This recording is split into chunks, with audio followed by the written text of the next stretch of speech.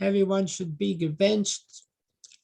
We are in the middle of learning of the Yud Gimel Ikrem, the 13 fundamental principles of the whole Yiddishkeit. And we discussed last week that the Yud Gimel Ikrem works like a pyramid, that every Ikar is based on the Ikar before it. And if the first Ikar, the first Yesod, is Emunah, is because it is the foundation of all of the rest of the principles. So just to go briefly over what we learned that contrary to public opinion, that Emunah means to believe that God exists. This is totally incorrect. You don't need belief to accept that God exists. As the Rambam says, the existence of Hashem must be proven. We have a mitzvah to study till we are logically convinced that God has to exist. And that's really number one. Belief, as we discussed last week, belief is after I understand as much as I can, I believe that he's much greater than even what I reached. And therefore, there is an active mitzvah every day of our life to think about Hashem, to understand about Hashem, and then to come to the final next step, but I believe that he's much greater. So the word emunah, believe it or not, is not something passive, but emunah comes from the word imun, work. It's a process of using your mind. You have to work to understand. A yid has a mitzvah to always think about Hashem, always understand more and more about the greatness of Hashem, and then he has the mitzvah to believe that Hashem is even greater than what he came up with his understanding. There's a lot more to talk about emunah, and maybe we'll able to get back to it in the end of today's shiur, or we'll leave it for the next shiur. Today, what we're going to discuss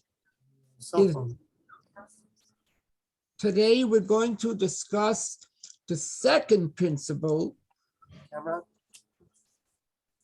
that the Rambam considers a separate principle, and also in the Mishnah Torah, the Rambam clearly states that it's a separate mitzvah. There's a mitzvah of belief in Hashem, and then there is a separate mitzvah, additional mitzvah, to believe in his unity, which means in simple words, you could believe in Hashem, but you're not getting into unity. There's another mitzvah, and we learn it from a separate pasuk. The mitzvah of belief in Hashem, the Rambam says, the pasuk is, Anochi Hashem Elikecha, I am God, your God, who took you out at the first of the Aseret Adibris. The Rambam says that's the source of the mitzvah of emunah. But to believe in the unity of Hashem, which we're going to talk about there's a separate mitzvah. And that mitzvah is the source of that is Shema Yisrael Hashem Elokeinu Hashem Echad. But again, it's a mitzvah means you got to do something. It's not something I believe it. No. Every mitzvah means kum va'aseh. We always know that every commandment is something to do. You got to act on it. This means that there's an active mitzvah, that a yid is supposed to actively think and come to the belief that Hashem is Echad. When do we do this? Every day. When we say Shema Yisrael. One of the reasons we say Shema Yisrael is, again, to go into and think about how Hashem is one. And we're Mekayim, a separate mitzvah. But when are we Mekayim this mitzvah? If we think about it. So we have an obligation to meditate or contemplate about that Hashem is Echad, and that's the mitzvah. But what does this mean? Needs a lot of explanation. There's so many steps in what the word Hashem Echad means, and we need to know about this because we're saying this every day. We say this every day, twice a day at least. We say it really at least 3 times a day. We say Krishma. So we need to know, what does it mean Hashem is Echad?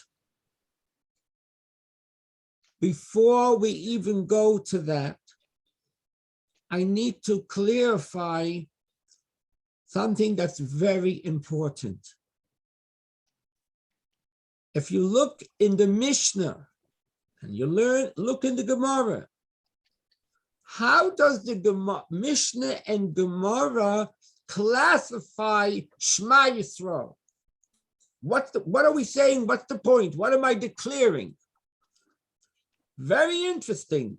The Mishnah says Shema Yisrael is the Kabbalah's oil Malchus Shemayim, accepting that Hashem is my boss, he's my king.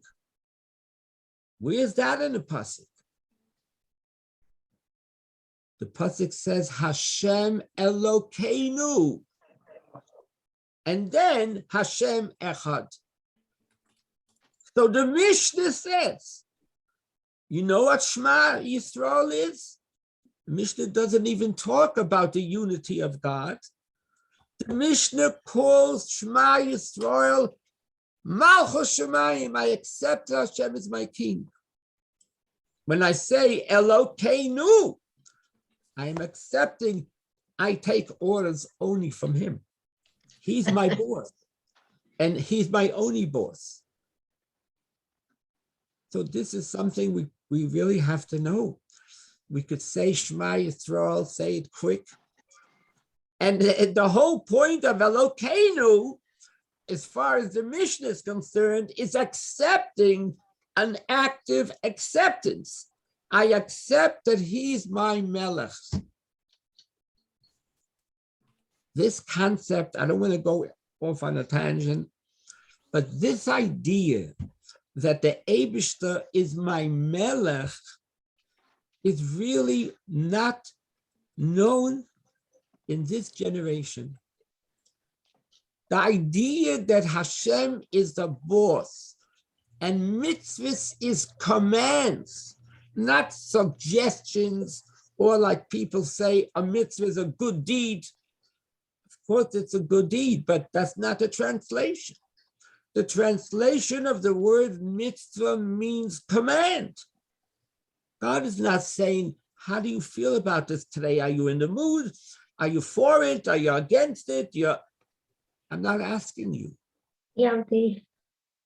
You're my subject. I am commanding. Could somebody turn off in Merrill's, you have a grandchild there? You have to Yes. Sorry. turn off Okay. the mic. Okay. I'm saying this because this might help us understand one of the roots of the problem of this generation's mentality. No one was raised. I mean, the typical Jew was never raised that religion is commandments. The whole idea that there's a supreme being and we have to follow what he created us, he gives us life, everything we have is from him, and he's commanding us what we're supposed to do. If Jewish people would be introduced with this concept, there would never be all the different temples and the different movements. It all came about because religion was something, it's like an optional thing. Like if you're interested, how much are you interested? It's like going to a grocery. What do you feel to pick up off the count, off the closet, off the shelf? Religion is not something that we pick and choose what we feel like doing or what I'm going to do, I'm going to consider doing. Then there's missing the foundation of the whole religion. Hashem is not only a creator, he's a melech that gives orders, commands, and he commands us to do it. He don't have a choice, although we talked about that, I think, last week or recently. The word choice has to be redefined. We don't have an option. A Jew does not have an option because he's told what to do. He's commanded, and he's responsible to follow the commands. So when we say every day, every time we say Shema, every time we say Elokeinu, we got to think and remind ourselves, he is my melech, and I got to follow his commandments. And if I don't, I'm rebelling of the order of the king. As the Alter Rebbe says this so clearly, so many times, that the issue is not to rebel of the orders of the Melech. So now we have to understand, how does these two things come in? Elokeinu means he's my king. And then there's another concept that this king is Echad. So there's two mitzvahs in this same Shema. There's the Elokeinu, the mitzvah of Kabbalah's Malchus Shemayim. And then there is the mitzvah to believe that Hashem is Echad.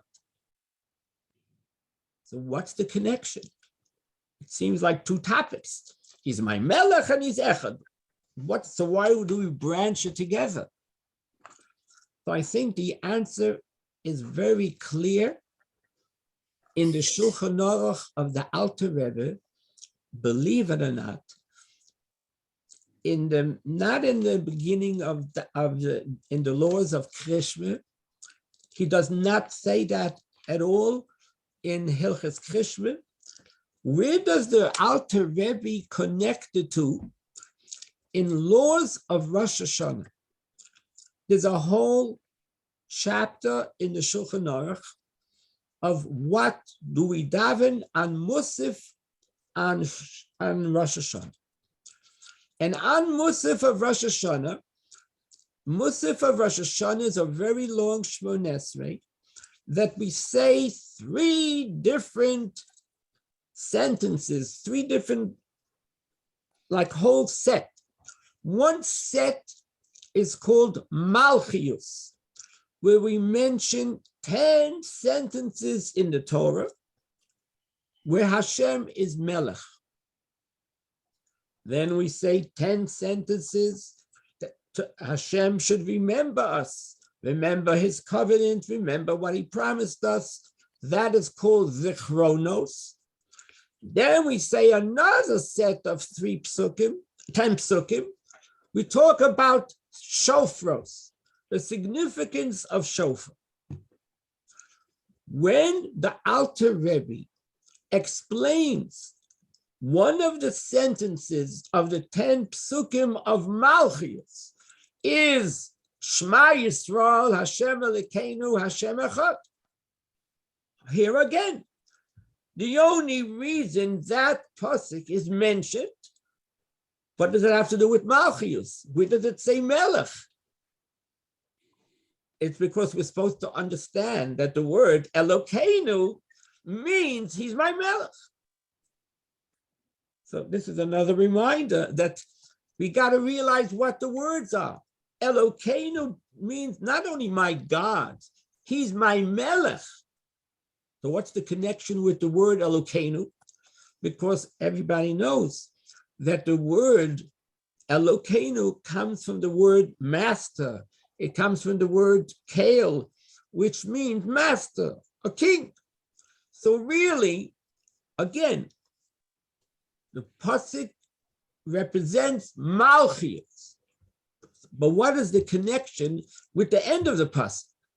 So the Alter Rebbe in Shulchan Aruch, if you have a chance to look at this, he put together the two. And he says the following: the God who is only one, no one like him, he is my Melech. That's the connection. In other words, you're really saying two things, but when you're accepting Hashem as Melech, you're supposed to understand that this Melech happens to be the only one. But really, as we mentioned, it's two separate meditations. It's two separate things. You could accept Hashem as a Melech and maybe not necessarily believe that he's one. But the Alter Rebbe explains that this one is my Melech. Okay. So now let's go back and try to understand what does Hashem Echad mean. There are many different interpretations, which I'm going to try to present today. But one thing for sure that I must say, that it does not mean that Hashem is the only God. And unfortunately, there are many, many, many Jews who do think in their mind that that's the translation. There's only one God. That's impossible that that should be the translation. Because even a non-Jew there are 7 mitzvahs that a non-Jew has. One of them is not to believe in Avodah Zarah. He's not supposed to believe in any other supreme being. So that's even the Goyim are obligated. But if the Torah says Shema Yisrael, it means that there's something special that only Jews are obligated to believe. So it can't mean that he is the only God. That's small potatoes. That everybody is supposed to believe in. So what then does the word Hashem Echad mean before Hasidus? And then we could appreciate what Hasidus says. One of the approaches is from the Rishonim. We're going back to the times of Rashi, Tosfos. Rishonim explain that Echad means that Hashem does not have any partnership. No one, nothing else is assisting Hashem. He runs everything, only he. The one God running the world. In Hebrew, shlilas hashituf, to exclude partnership. What does this mean? This is very important because not everybody even knows that. So let's explain what could mean shituf and what are we excluding that he doesn't have a shituf. Let's take the sun, or let's take the moon, or let's take the earth. One could, God forbid, think Hashem created the sun, no problem. But the sun has its own power to give out light, to give out warmth, and therefore it's coming from the sun. The moon gives out whatever the moon gives out, or certain things that grow from the moon. Again, you could think, God forbid, Hashem Take created the moon. But the moon has something unique that makes things grow and makes things, doing things for the world. When you plant a seed in the earth, of course, we know that there is a koach hatzomeach, there's a powerful koach in the earth to make things grow. How can a person think Hashem created the earth, but the earth has this power? That, God forbid, would mean this partnership.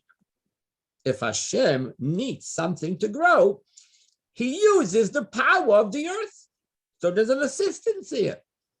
There's some koach making it happen. So here comes the mitzvah of Hashem Echad, that no, a Jew believes that nothing has any power. The power that the sun has, that's God. The moon's power is again God. The earth, there's no other power. Let's bring this down to a businessman who's going to work. We talk about the sun and the moon. We're not worried about the sun and the moon. That's not really on my agenda when I wake up in the morning. What does the sun have its own power? But let's talk about going to work. What's happening when a person, Baruch Hashem, has a job, 9 to 5, 9 to 6, he's making money, successful. How is a Jew supposed to look at this job that he has? There's one way of looking at it. Of course, God is in charge. He created me and he gave me the koyach to go to work. But what's making my money? My business. I have a good business. Or I have a good head and I know how to figure things out, or I have good connections. So basically what this means is that God gave over the power to the business, that the business should be successful. Of course, sometimes God could give a blessing, should work better. We need sometimes help from him. But what's my business? My business is what's making me my money. What does a Jew supposed to believe? There's no such a thing as the business. Who is the business? It's again God. There's nothing in the world existing, no power. Everything is God. So why do we have to work? Why can't we just pray and the food will be on the table, or the groceries will just pop there? So this is a very, very interesting question. And there's so much to talk about this today, but I don't know how much time we should elaborate. But believe it or not, your business, your work is not at all helping one iota. Nothing. What you are really doing, this is very interesting. God wanted, for a separate reason, he wants us to deal with the world, to make the world a way to serve Hashem. But really, We have no input in the success of the business. As a matter of fact, it says in Hasidus, I hope you're holding on to your chair because I don't want you to fall off. The only thing you're doing is you're covering the truth. You're making it look like it's my business. It's my contacts. It's whatever, the stock market. Hashem's made that there should be some kind of a cover-up that you got to do. You got to make the cover-up, and yet remember that it's only a cover-up. You are not helping one iota. You got to go through the motions. You got to do what, but you're not helping anything. It's not coming from you. This is an amazing concept. So when we say Hashem Echad, so we talk about the sun, the moon, okay, fine, I got it. But this is very, very practical. How is a Jew supposed to believe what he's doing? So, I have to say this because it's very important. Without Hasidus, everybody knows. So every Orthodox Jew knows this. We need Hashem's blessing.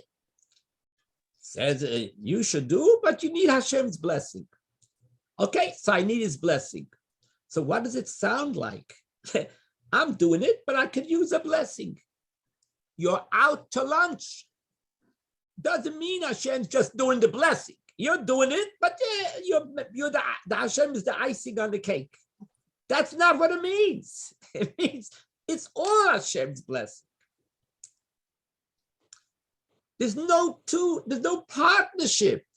When we say Hashem Echad, there is no partnership. It's all Hashem. It's interesting. We say in the Shemona Esrei, every day, 3 times a day, Mechalkel Chayim Bechesed. You feed us, meaning you give us sustenance to living ones with kindness. Why does the word feeding us is chosen the word Mechalkel? Like an unusual word. Says the Baal Shem Tov, you ready for this? Mechalkel comes from the word Keli. Not only does Hashem make the blessing of what you're doing, the Keli, the vehicle that you're working, it's the business that you have. That's also from him. Everything is him. This is so important.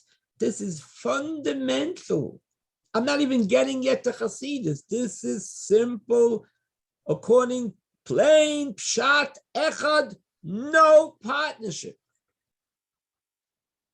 This could take already a lifetime to work on. Everything is happening by Hashem. He's running everything. He's making everything happen. It's not just he's given the blessing. Like we could use a blessing. Then you're missing everything. You have to understand what that means. The blessing means the power of it. Okay. Now, so that's one translation of what a Yid is supposed to believe and think when he says Hashem Echad, he runs everything. Okay. Then there is another explanation that is also brought down from Rishonim, that Echad means there's no one like him. In Hebrew, everybody knows Hebrew, Ein kayotze bo. There's no one like him. Okay. That's another explanation of what echad is. Then there is the Zohar. Everyone knows the Zohar, basic book of Kabbalah, mysticism. It's Tanoim for Rabbi Shimon Bar Yochai. The Zohar says a whole different translation of this pasuk echad. And he says the following. The pasuk is saying, which means what we are got to be thinking is that Hashem and Elokim. Let's remember, Elokeinu comes from the word Elokim. But Elokeinu, he's my Elokim. But Hashem and Elokim are really two different dimensions. Hashem is when God is revealed. He's open and he gives life, everything. Elokim is always used when Hashem hides himself. He's concealed. There is a pasuk in Tehillim, very important pasuk. Ki shemesh umogen Hashem Elokim. Meaning, just like the sun needs a shield, because the sun would be so hot and so bright that we couldn't even deal with, we couldn't live with it. So Hashem put a shield over the sun that we could tolerate the sun. If you remember in the Chumash, this week's Pasha, Pasha's Vayera, when Avram Avinu had his circumcision, and Hashem wanted that no one should bother him, visit him while he's in pain. So Rashi says, taken from the Gemara, that Hashem took the sun out of the shield. So it's going to be very, very hot and very bright. So no one will come to visit Avram Avinu. This is this Parsha. So what do we know? That Hashem and Elokim is where Hashem hides. Shem Havaya is where Hashem is revealed. He's infinite. But if he would always reveal how he's infinite, there couldn't be no finites. This whole world couldn't exist. So what is Elokim? It conceals over Shem Havaya. Now, so we know that also I have to mention that the first 3 words of the Torah starts Bereshis bara Elokim. Very strange. Hashem is known for his name Yud-Kei Vav-Kei. Why in the world does the Torah begin with Elokim? Elokim is where God is concealed. And of course, the answer is that's exactly the point. That Hashem would never able to create this world if he didn't conceal himself. And that concealment is really for our good. Because if he didn't conceal, we couldn't even exist. So it's kindness. It's kindness that he is giving, but he's giving with a limit.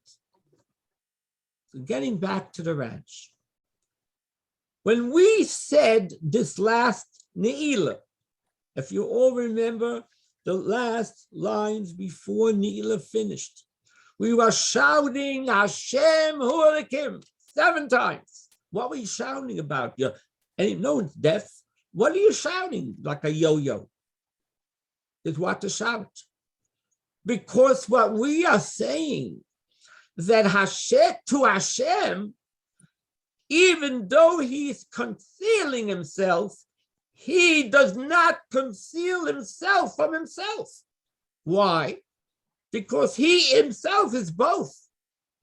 When would there be a question if maybe Hashem is also, if Elokim came from a different avenue, then of course then he's concealing himself from himself. Hashem is one thing, Elokim is another.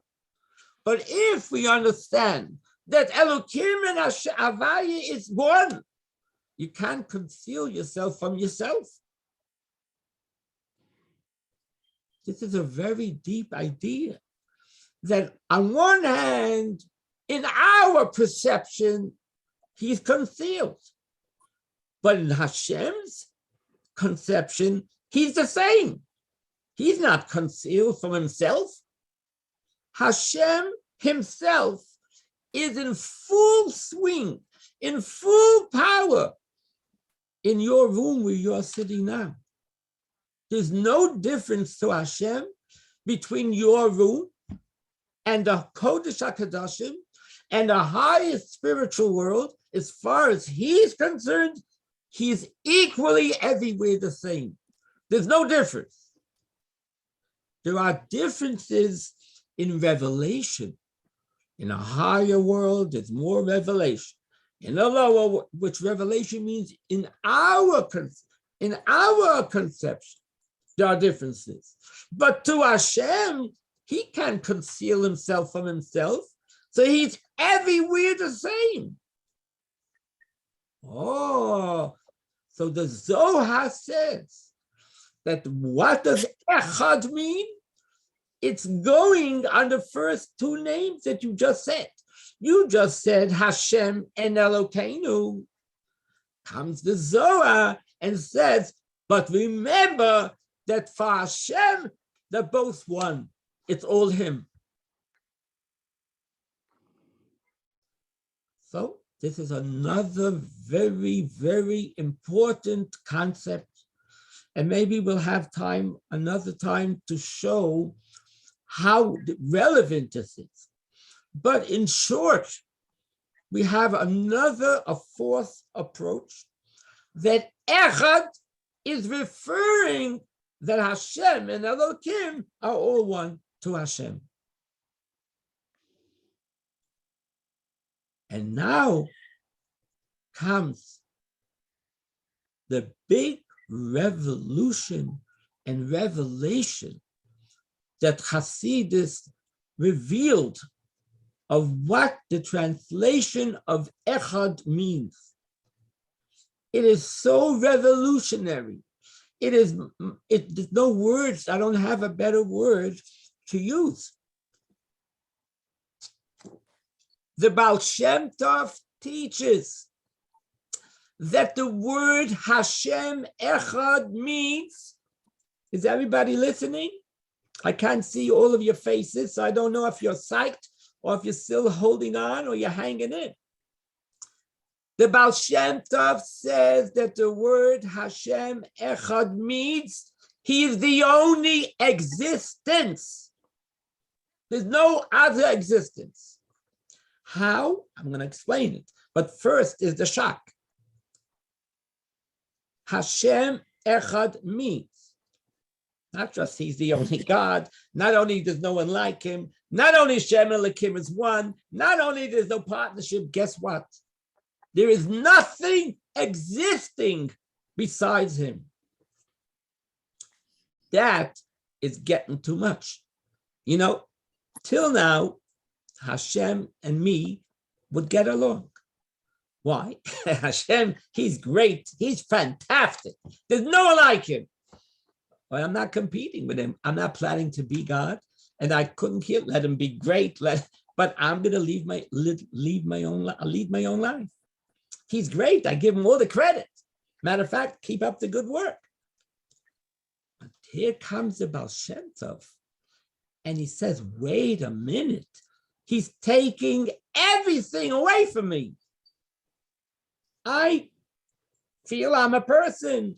I exist, and I am a whole person, and I have my opinions, and I have my feelings, and I, capital I.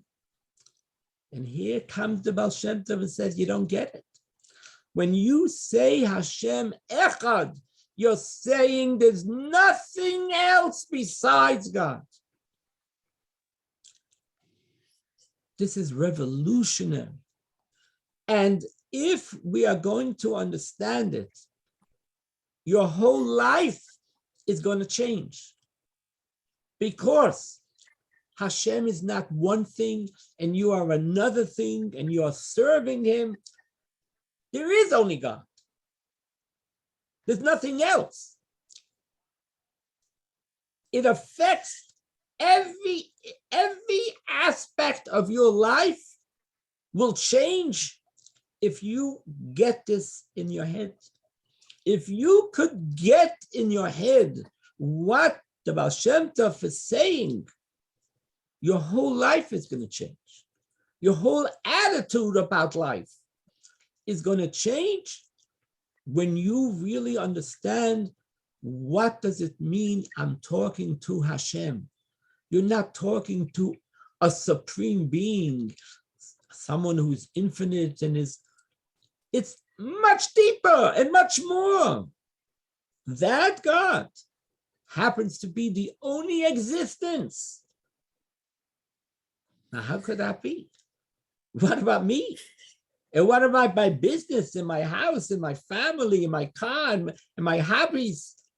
Am I in La La Land? What's going on?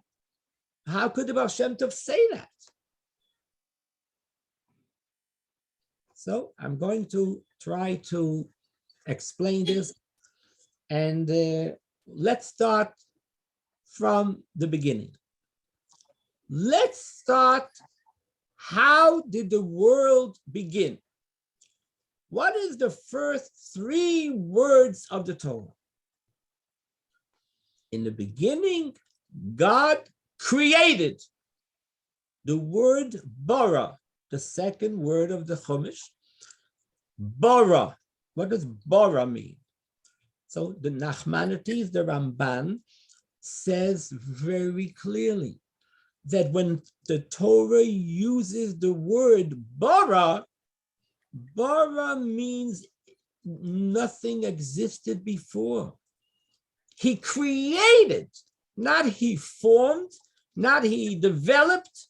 Bara means it was created, which means in Chinese that before Hashem created the world, there was nothing, nothing.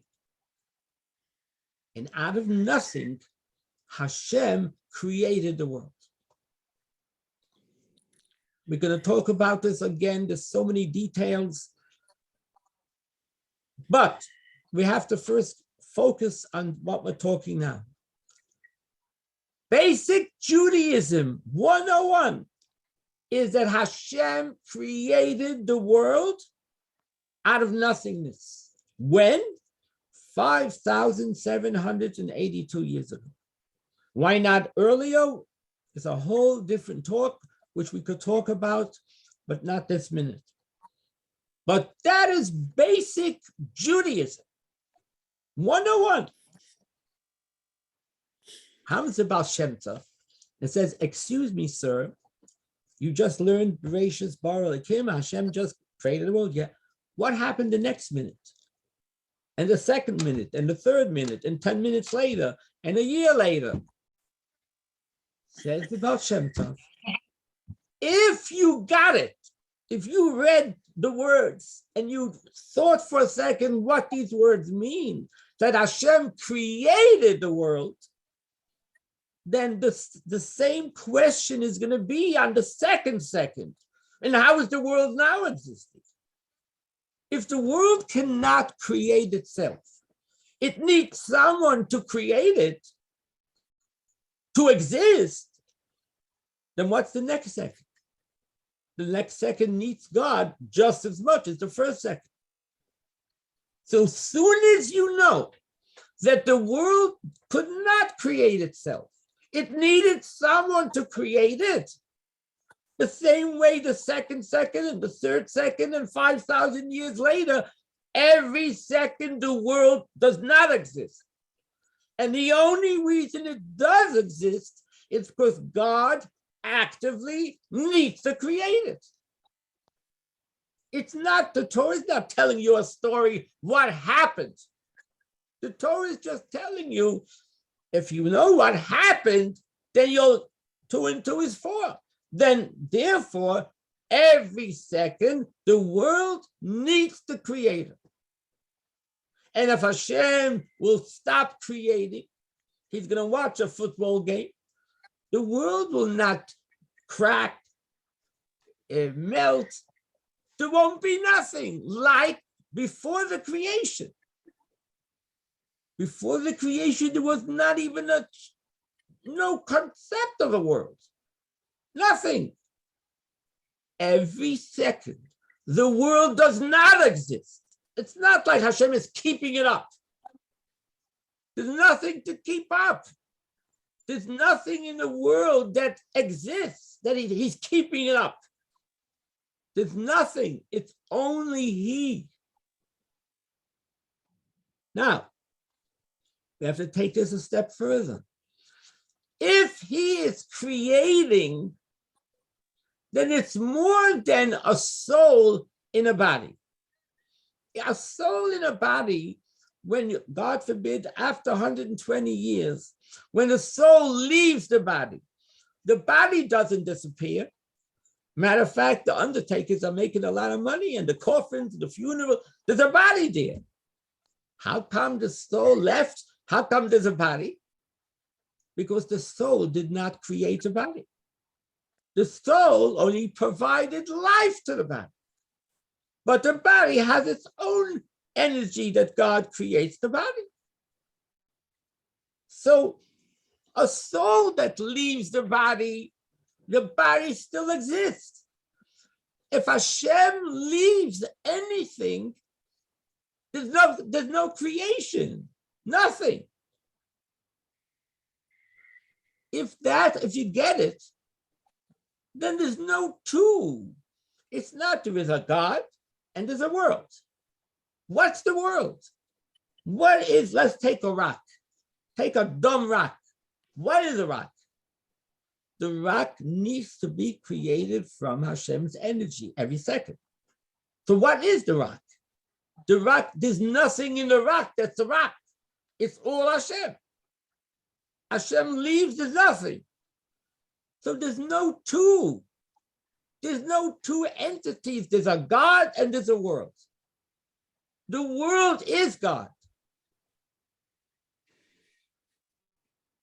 So if you say Hashem Echad, wow, now it's a whole different type. It's a whole different, Hashem is the only existence because the existence is God. So we're not saying that we're not here. Everything, you're not hallucinating.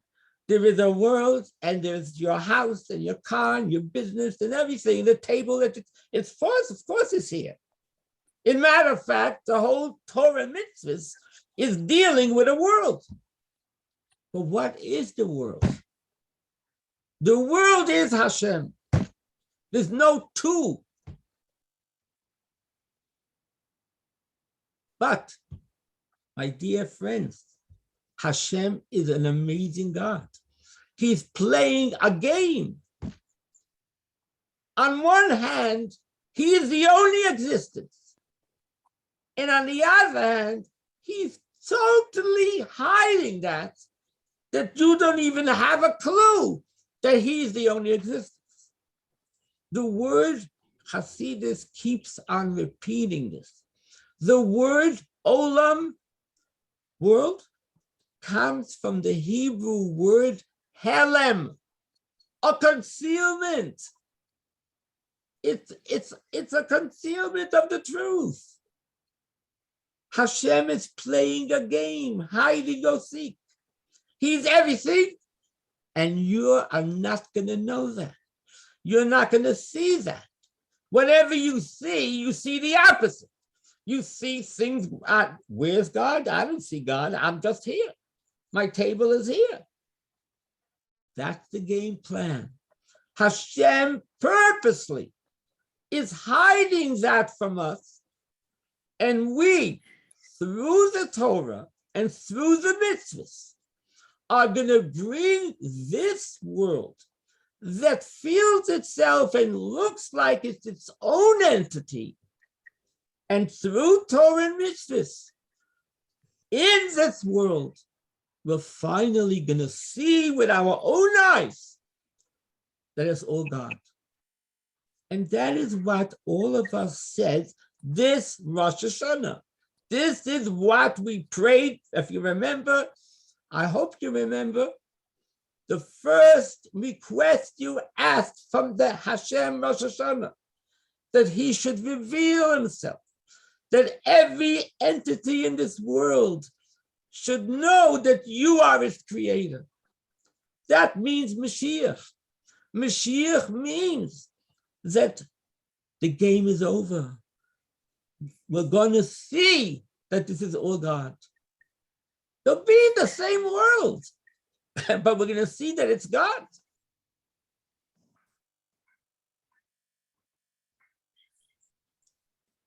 So, can anybody tell me what time it is? I don't have a clock. What time is it?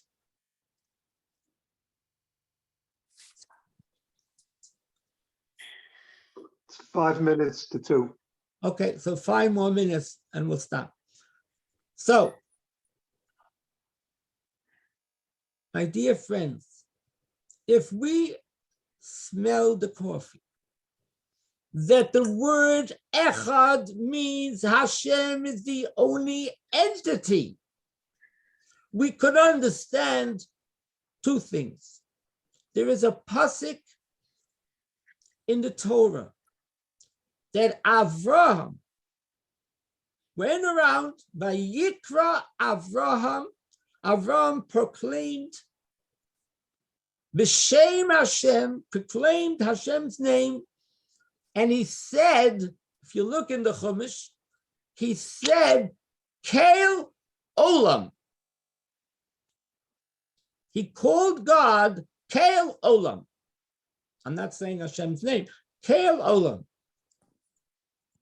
Says the Alter Rebbe, the author of the Tanya. He says, why did he say Kael Olam? Why didn't he say Kael HaOlam? Like when we make a bracha, we always say Melech HaOlam.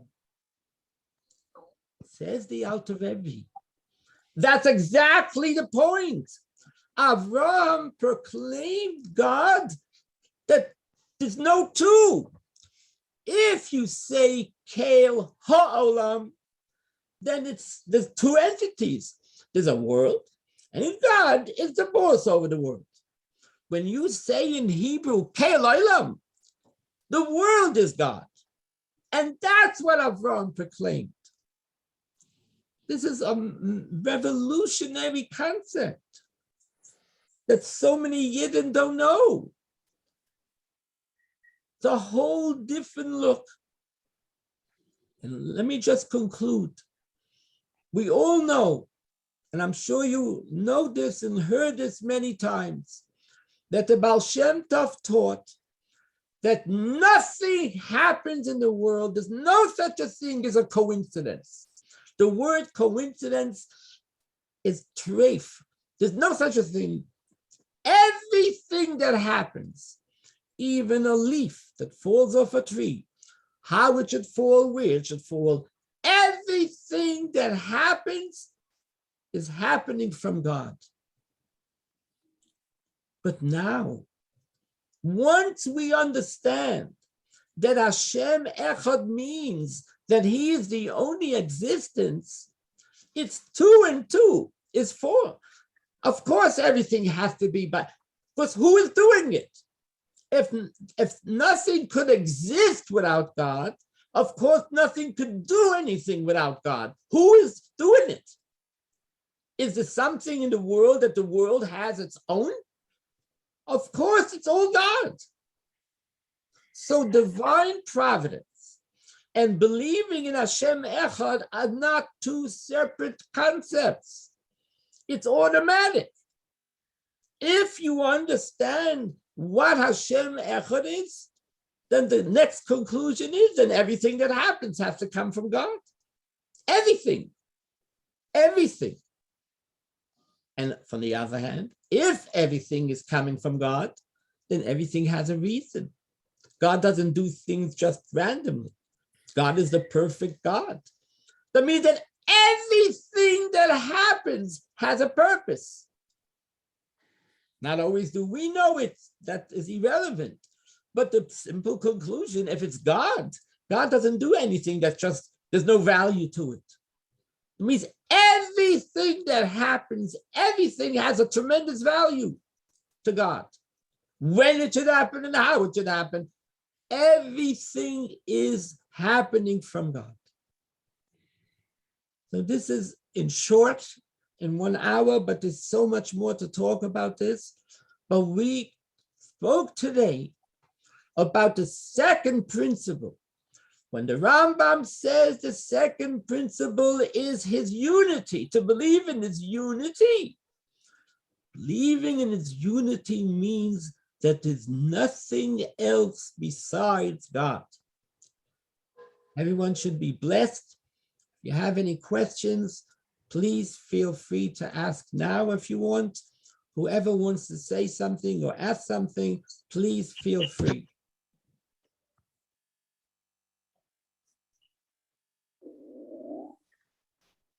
Why is the word for Hashem, Elohim, in the plural? Beautiful, beautiful question. Hasidus makes many times mention of that, because only when Hashem is concealed can there be a concept of plural. Plural means there's something else. Only when Hashem conceals himself, how could it be even the idea? We talked about the world feels itself as a separate entity. We believe that it's not, but how does the world feel? How did that happen? How did it happen when it's not true? The answer is because Hashem hid himself in Elohim. And Elohim means already plural. There's a something else. There's a two. As if there's two. So it's So how can we use this term when the essence of our belief is that there isn't two? That is exactly the point. Because we say Hashem or Elohim. We always have to remember that it's the same Hashem. That Hashem does not hide from himself. So as far as he is concerned, he's still one. But he's hiding for us that we should feel initially that we are a separate entity. This is all in the plan. There is Hashem's reality, then there is our reality, and then we should come through Torah and mitzvahs to come to his reality. I just want to answer you just a beautiful word that I just found in the Alter Rebbe. When we say every day in the Shema, Ve'ahavta es Hashem, and the next word is Elokecha. Elokecha means your God. Says the Alter Rebbe, Ve'ahavta in Hebrew could mean you should love, but Ve'ahavta in Hebrew could also mean you should want. Ava could also mean want, desire. You should want that Hashem, his reality should be your reality. Ve'ahavta es Hashem, Hashem, that it should be Elokecha. We are begging and hoping and working that your reality should be my reality.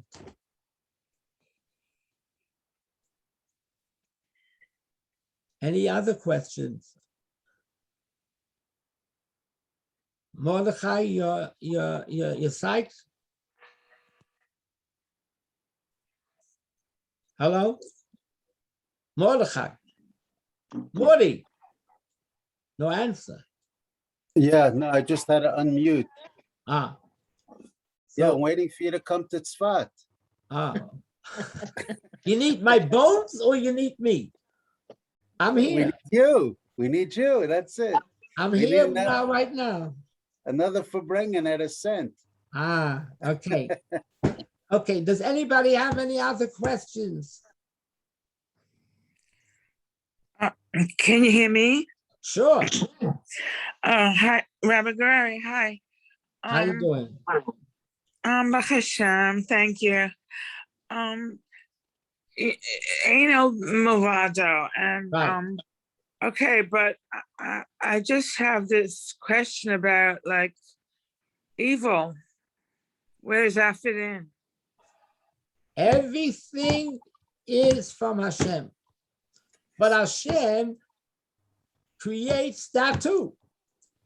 It creates evil for us to break the evil. He sets up a system. Like tests. He gives us tests, but it's all from him. He sets up these tests for us to overcome, and then when we overcome the test, we become stronger Jews. It's for our own benefit. Tests are not for Hashem to know, for us to know who we really are. We get to know our real potential. So all these evil things, this is tests. It's setups. It's like a smoke screen. Follow? Yeah, I understand. Okay. Yeah, I think I understand. Thank you very much. You're welcome. And I want to thank you for helping me have a good Rosh Hashanah and Yom Kippur. Amen. That means that your whole year is going to be good, because Rosh Hashanah is the head. If you had a good head, the whole body is going to be good. God willing, God willing. Thank you. It should be. Amen. Is there any other questions?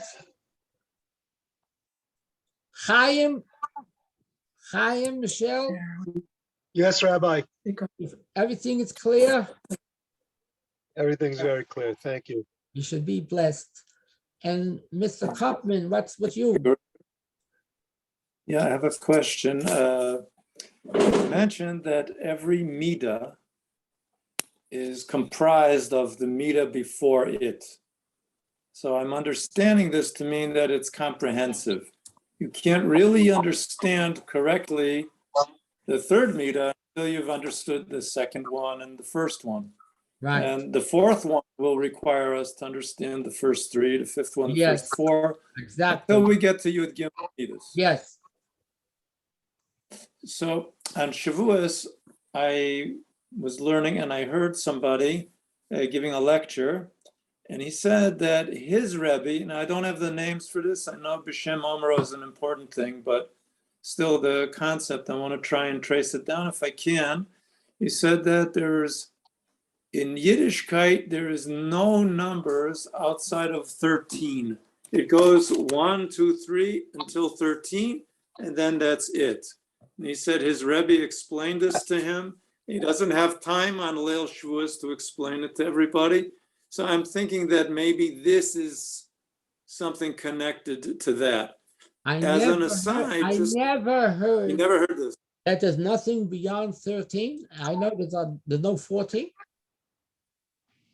Yeah, so he was saying all kinds of things such as Shlosha Asar Miyodea, but you don't have Abasar. But Rambam has 14 books.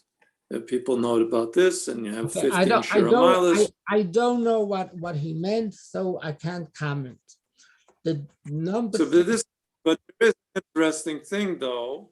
There's when I heard you, 13 is a very known special number. There are 13 attributes of mercy. 13 is a very special number, but not that there's no more than 13. I mean, it's just that 13 happens. Maybe typically said that in public. Okay, I don't know what he meant, so I can't comment. But I just want to tell you that 13 is definitely a very special number. In a matter of fact, while I listened to you, I just thought of it in my mind that if you add up all the numbers from 1 to 13, it comes out with 91. And with that 91, so that's a very, very big number. That's the shiluv. That's the Yud Ke Vav Ke with Aleph Dalet Nun Yud together.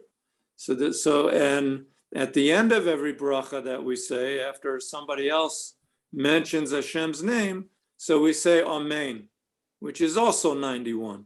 So there's something going on there. Sure, there's no question that something is going on. In every aspect of the Torah is infinite, what's going on and going on. But 13, you're right, 13 is very special. Echad adds up to 13. 13 is very special. I'm not saying, of course it's special, but you said there's nothing more than 13. This, I don't know what it means. Yeah, that's what I heard. So I didn't want to interrupt. It needs clarification. Okay. Yeah.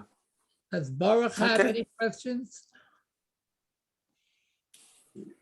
Right now, thanks very much. I just want to leave you with just a short little word.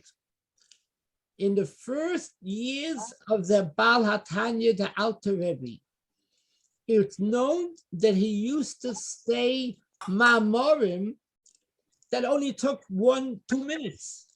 He said something that blew their minds. He just dropped a Scud missile and good day. One time, the Alter Rebbe came out to the Knesset, and he said, this was the whole Maimah, one sentence. He said, Shema Yisrael Hashem Elokeinu Hashem Echad. Why does the Daled of Echad, we know the Daled is a large Daled, right? Why does the Daled look like a hatchet? Because you have to knock into your head the Echad. Good day. That's what he said. That was the whole Maimah. The whole Maimah is that Judaism is that you got to knock that Echad into your system. That's the whole essence. You hear? I'll tell you one more short story because it's all related to what we're talking. Every Friday night, when we say Lecha Dodi, we say, it's the first part of Lecha Dodi, Shama v'zachar b'dibur echad. What does that mean? Hashem, when he said the 10 Commandments, in the Torah, we see it twice.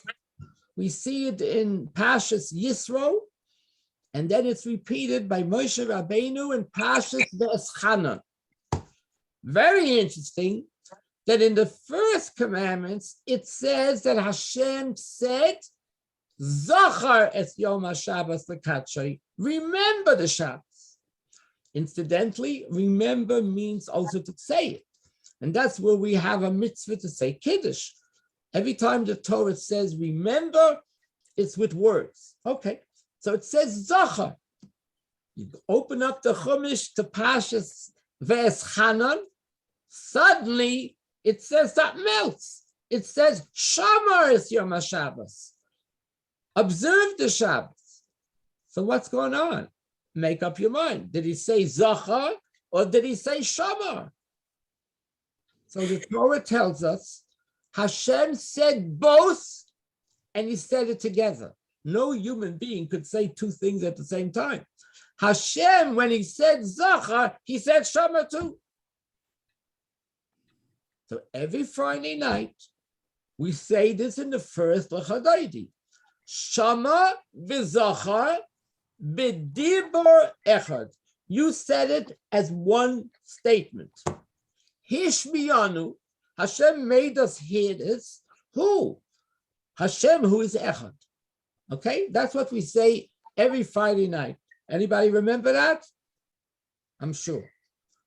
The Alter Rebbe. Oh, wait, one step back. So one day, Hasidim noticed a simple Jew davening for hours and hours. And they couldn't understand what is he davening for hours. The guy probably doesn't even know what he's saying. What's taking him for hours? So I guess somebody went over to him and said, "Excuse me, sir, what are you taking so long in the davening?" So he said, he once heard the Alter Rebbe say a mimer. And there was another mimer, which was one short line, but a Scud missile. The Alter Rebbe said, when you daven, Shomar v'Zachar, remember and be careful, B'dibur, in every word of davening, you gotta remember Echad. What we're talking about, that the Eibush is the only existence. So that's why I daven so long. In every word, I gotta remember who am I talking to? He's Echad. Isn't this beautiful? Whoa, whoa, whoa. So my dear friends, if somebody were to ask you in a nutshell, can you please tell me what is Hasidism? You gotta have what to answer.